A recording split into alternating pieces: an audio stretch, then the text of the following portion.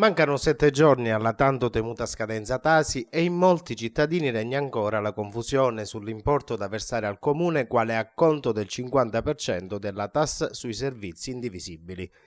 Nell'auspicio di fare chiarezza vi proponiamo alcuni esempi relativi ai possessori o detentori di immobili ubicati nel comune di Favara. Per fare meglio i calcoli ci siamo fatti aiutare dallo studio veneziano Commercialisti Associati. Prima di passare alle simulazioni di pagamento, però, occorre fare delle premesse. La Tasi è un'imposta comunale introdotta in finanziaria dal governo nazionale e serve appunto a finanziare servizi indivisibili, ovvero la pubblica illuminazione, la manutenzione di strade e spazi verdi e ancora per la gestione dei comandi di polizia municipale e dei servizi sociali. Alle amministrazioni degli 8.057 comuni italiani lo Stato aveva concesso la possibilità di decidere quanto e cosa far pagare ai cittadini, previa approvazione in Consiglio Comunale di un apposito regolamento.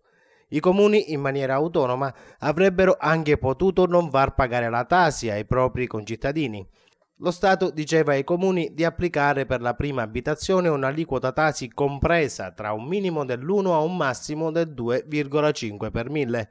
A Favara, lo scorso 9 settembre, la pubblica assise cittadina, a maggioranza e su richiesta dell'amministrazione comunale, ha deciso di far pagare tutti i cittadini e addirittura adottare il massimo dell'aliquota prevista, ovvero il 2,5 per mille. Nel regolamento Tasi gli enti locali potevano anche stabilire la tipologia di immobili soggetti alla Tasi, le eventuali detrazioni o esenzioni da applicare.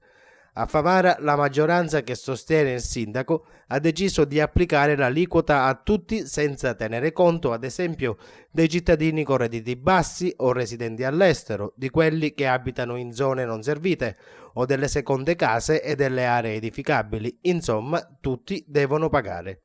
Chiusa la doverosa premessa, passiamo adesso agli esempi concreti. Prendiamo in esame un'area edificabile, quindi solo il terreno, ricadente in contrada Ciccione con una rendita di circa 50.000 euro.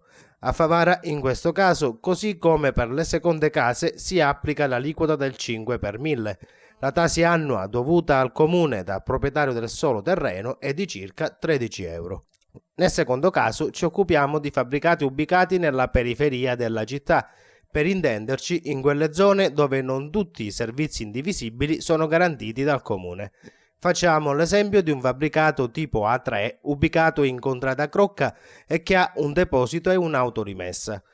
Sia l'appartamento che le due pertinenze sono soggette alla tassa, che viene così ripartita: 91,75 euro l'abitazione, 65,90 euro il deposito e 73,34 euro l'autorimessa, per un importo complessivo annuo di 230,99 euro. Per il terzo esempio, invece, ci spostiamo nel centro cittadino e precisamente in via Kennedy. Un immobile tipo A3 che ha una rendita catastale di 227 euro paga di tasi 95,44 euro all'anno. Se seconda casa, invece, l'importo scenderebbe a 19 euro. Infine, per il quarto e ultimo esempio, ci spostiamo in piazza Itria. Per una prima casa classificata al catasto come A2, ovvero una normale abitazione con rifiniture economiche e con una rendita catastale di 671 euro, il proprietario pagherà una tasi annua di 282 euro.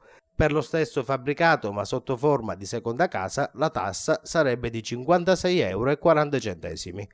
Per chiudere, ricordiamo che la tasi, a differenza dell'IMU, che non viene pagata, prevede il tributo anche per le prime case. Tasse sui servizi indivisibili che deve essere pagata ad esempio anche dagli affittuari degli immobili, che dovranno versare il 30% dell'importo complessivo. La restante parte, il 70% invece, dovrà essere pagata dal proprietario. La scadenza del saldo tasi è stata fissata al prossimo 16 dicembre, così come quella dell'IMU, che bel mese di dicembre spetta ai contribuenti.